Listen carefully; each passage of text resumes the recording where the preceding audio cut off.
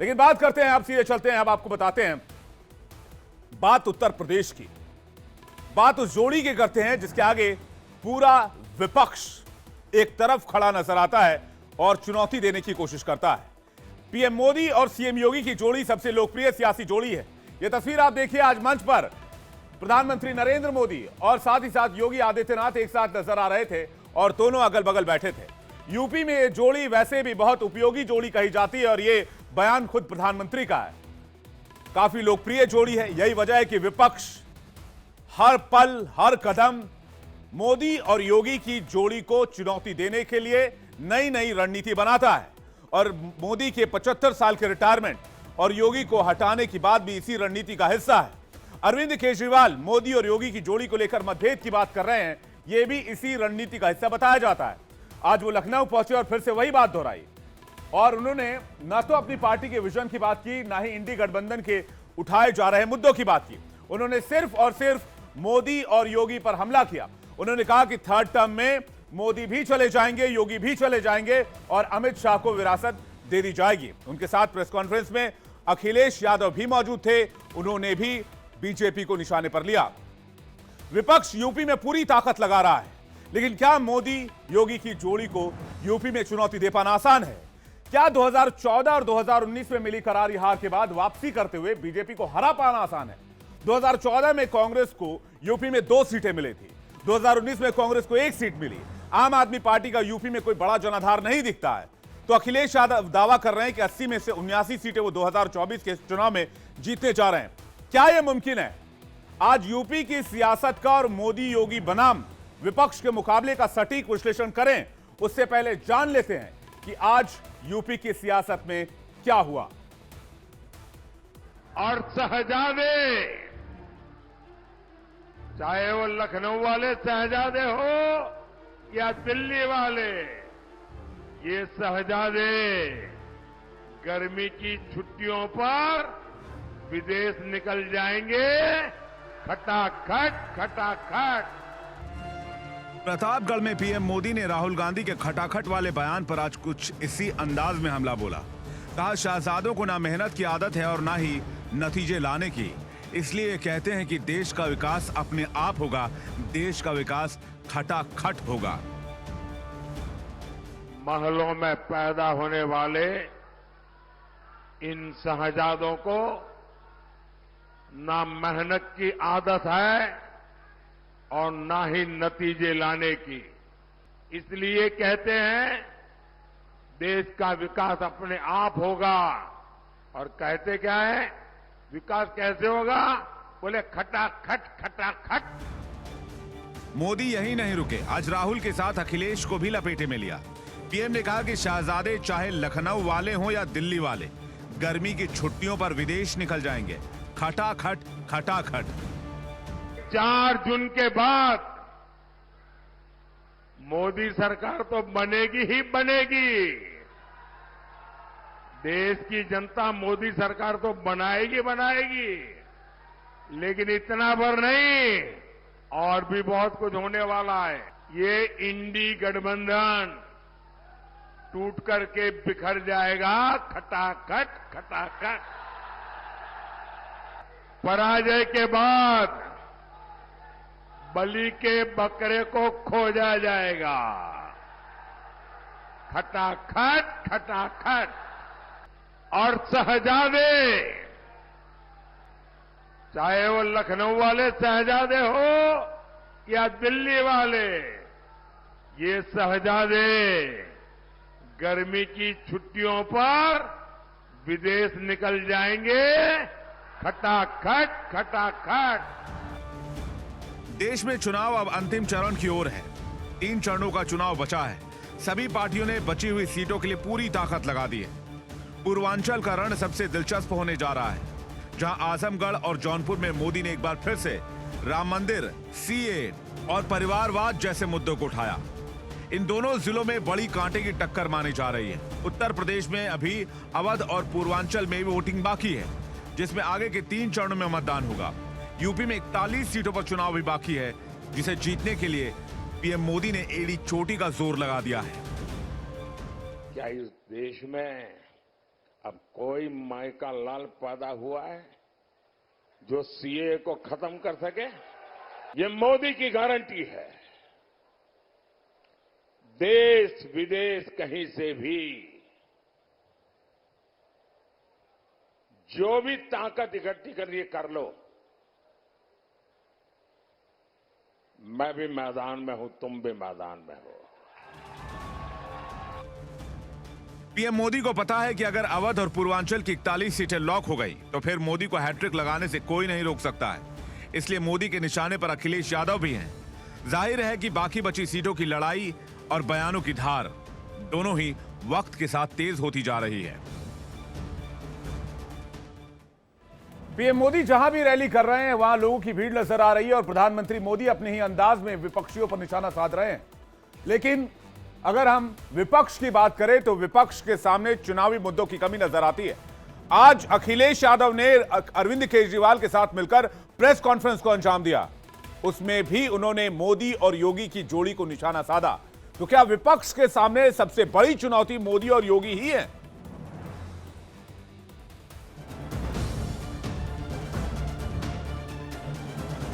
India गठबंधन की सरकार बनने जा रही है। 400 पार सीटें 143 ही बनती हैं।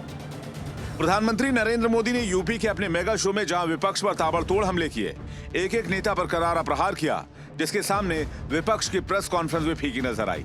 लखनऊ में समाजवादी पार्टी के अध्यक्ष अखिलेश यादव के साथ दिल्ली के CM Arvind Kejriwal press conference कर रहे थे, जिसमें उन्होंने एक बार फिर से सीएम योगी को पद से हटाए जाने का दावा किया है और साथ ही ये भी दावा किया है कि पीएम मोदी अमित शाह को अपना वारिस बनाएंगे। योगी आदित्यनाथ जी को 2 महीने में हटा दिया जाएगा, इस पे अभी तक भाजपा के किसी नेता की टिप्पणी नहीं आई है। 4 दिन हो गए, इसका मतलब ये तो कंफर्म करता है कि उन्होंने पूरी प्लानिंग कर ली है और उनके पक्ष में कोई बोलने के लिए तैयार नहीं है योगी आदित्यनाथ जी के। तो उनका हटना अब लगभग तय है कि योगी आदित्यनाथ जी को उत्तर प्रदेश के सीएम पद से हटाया जाएगा। और मोदी जी ने तय कर लिया है कि अमित शाह जी को वो अपना वारिस बनाएंगे और अमित शाह जी अगले साल 17 सितंबर को देश के प्रधानमंत्री बनाने का उन्होंने तय किया है मोदी जी ने। इसके ऊपर मोदी जी पिछले 1-2 साल से लगे भी हुए हैं, क्योंकि भारतीय जनता पार्टी के अंदर अमित शाह जी के सामने जो जो बाधाएं पैदा कर सकता था नेता, एक एक करके उनका पत्ता साफ कर दिया गया। वहीं अखिलेश यादव ने भी अपने बयानों को दोहराते हुए एक बार फिर से कहा कि इस बार बीजेपी 143 सीटों से ज्यादा नहीं जीत रही है और 4 चरणों में भारतीय जनता पार्टी चारों खाने चित हो चुकी है। भारतीय जनता पार्टी जो 400 पार का नारा दे रहे थे, तो वो स्वयं स्वीकार कर रहे हैं कि 143 से ज्यादा वो सीटें जीतने वाले नहीं हैं, क्योंकि 400 पार सीटें 143 ही बनती हैं। इस दौरान स्वाति मालीवाल को लेकर पूछे गए सवाल पर सीएम केजरीवाल असहज हो गए। इस सवाल पर वो झेप गए और पूरी तरह से चुप्पी साध ली। केजरीवाल की असहजता को समझकर अखिलेश यादव ने माइक अपनी तरफ लिया और कहा कि इस सवाल से जरूरी मुद्दे भी इस वक्त देश की राजनीति और सियासत में हैं। अरविंद जी, स्वाति मालीवाल के मामले में अभी तक आप कुछ बोले नहीं है। आपकी ओर से आपके साथ में स्वाति मालीवाल के मामले में अभी तक, अरे उससे ज्यादा जरूरी और चीजें भी हैं, कागज हम निकाल लिए।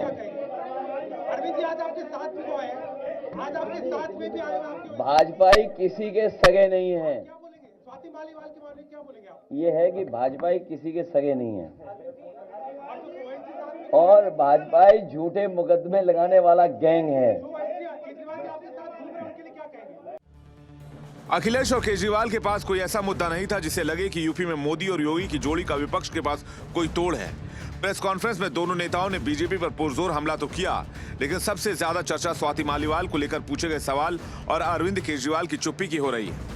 ऐसे में एक बात तो तय है कि यूपी में मोदी और योगी का किला ढहाना विपक्ष के लिए इस समय लोहे के चने चबाने जैसा है। अब मैं आपको बताता हूं कि मोदी और योगी की जोड़ी विपक्ष के निशाने पर क्यों है। 3 चरणों का चुनाव बाकी है, जिसमें अभी भी उत्तर प्रदेश की 41 सीटें बची हुई हैं 80 में से। ऐसे में अरविंद केजरीवाल अपनी पार्टी और विपक्षी गठबंधन के विजन के बारे में बताने की जगह देश के 2 बड़े नेताओं के बीच मतभेद की बात कर रहे हैं। पॉलिटिकली उनका मकसद जनता में भ्रम पैदा करने की कोशिश हो सकती है, ताकि जनता बीजेपी से दूरी बना ले और विपक्षी पार्टियों को सपोर्ट करे। हालांकि इसकी संभावना कम नजर आती है, क्योंकि पीएम मोदी और योगी की जोड़ी को तोड़ पाना, भेद पाना अभी विपक्षी पार्टियों के लिए नामुमकिन सा लगता है। अरविंद केजरीवाल ने जो कंफ्यूजन पैदा करने की कोशिश की है, उसका जवाब पीएम मोदी ने जौनपुर की रैली में साफ साफ दे दिया। ये पूरा क्षेत्र हेल्थ और एजुकेशन, शिक्षा और स्वास्थ्य का एक बड़ा मजबूत हब बन रहा है। आने वाले 5 सालों में मोदी योगी पूर्वांचल की तस्वीर और तकदीर दोनों बदलने वाले हैं। अब सवाल यह कि विपक्ष के सामने मोदी योगी को हराना बड़ी चुनौती क्यों है? क्योंकि यूपी में बीजेपी लगातार मजबूत हुई है इन दोनों नेताओं के नेतृत्व में। 2 टर्म से यूपी में सरकार है। योगी और मोदी की छवि के लोग दीवाने हैं, जिसकी झलक पिछले चुनाव में देश देख चुका है। एक बार वो आंकड़े आपके सामने रखते हैं, जिससे आप भी इस बात का अंदाजा लगा पाएंगे।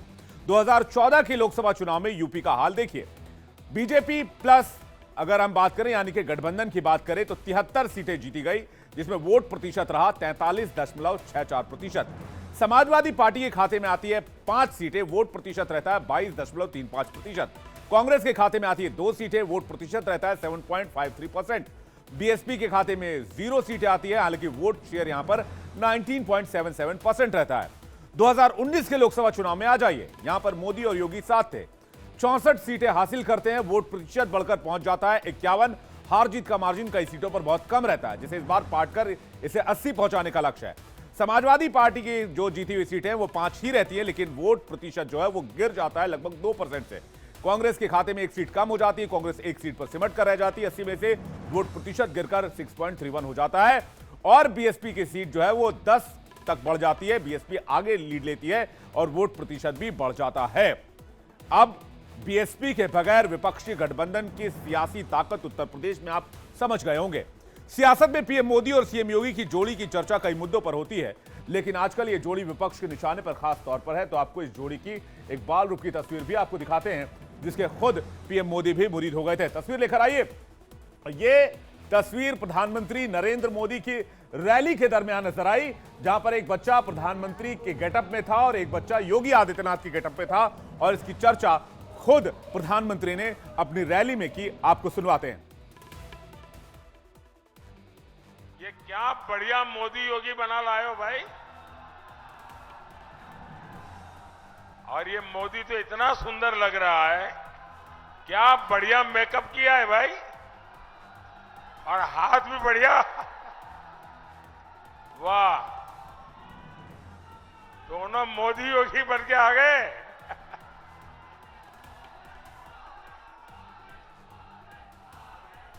शाबाश शाबाश, बहुत बढ़िया किया आपने। देखिए, सब अखबार वालों की नजर मेरे से हट गई, आप पर आ गई।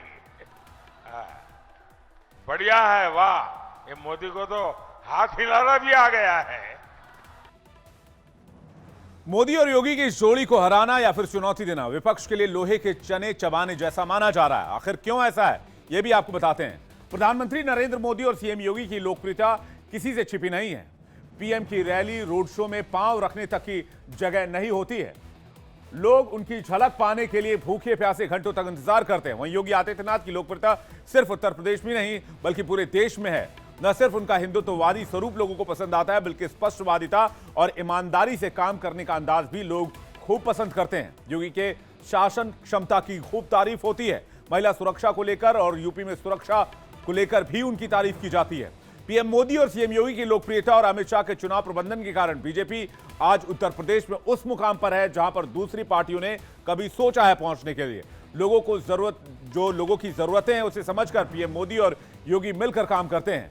उनके मन को पढ़ने में दोनों माहिर माने जाते हैं। यही कारण है कि देश के लोग पीएम मोदी और सीएम योगी से भावनात्मक तौर पर भी जुड़े हुए हैं। इस समय दोनों हिंदुत्व के सबसे बड़े चेहरे के तौर पर माने जाते हैं। बनारस से काशी विश्वनाथ कॉरिडोर और अयोध्या में राम मंदिर का निर्माण भी इस चुनाव में एक बड़े फैक्टर के तौर पर है। गोरखपुर में भी अभूतपूर्व विकास हुआ है। गोरखपुर से योगी आदित्यनाथ आते हैं तो इससे पूर्वांचल सज जाता है। और साथ ही साथ अगर रिलीजियस पर्यटन में इस समय यूपी की बात करें तो यूपी के आसपास कोई भी नजर राज्य नहीं आता है। जनता भी जानती है कि उत्तर प्रदेश जैसे बड़े राज्य को संभालना आसान नहीं है। सीएम योगी ने पिछले 2 कार्यकाल में न सिर्फ यूपी में कानून व्यवस्था की स्थिति को मजबूत किया है, बल्कि लोगों के दिल में एक छाप छोड़ने में भी कामयाबी हासिल की है। विकास के मुद्दे की बात करें तो सबसे पहले लोगों के जहन में उत्तर प्रदेश की सड़कें आती हैं।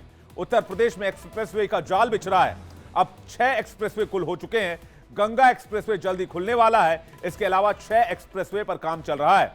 गंगा एक्सप्रेसवे को मिला दिया जाए तो इस समय यूपी में भारत के टॉप 10 लंबे एक्सप्रेसवे में से 5 मौजूद हैं। यानी केजरीवाल और विपक्ष जितनी भी कोशिश कर ले, मौजूदा चुनाव में, मौजूदा दौर में मोदी और योगी की जोड़ी को चुनौती दे पाना उनके लिए आसान नहीं है। अखिलेश यादव और राहुल गांधी कितनी भी चाहत लगा लें, फिलहाल इन तीनों को मिलाकर इस जोड़ी के सामने टक्कर दे पाना मुश्किल नजर आता है।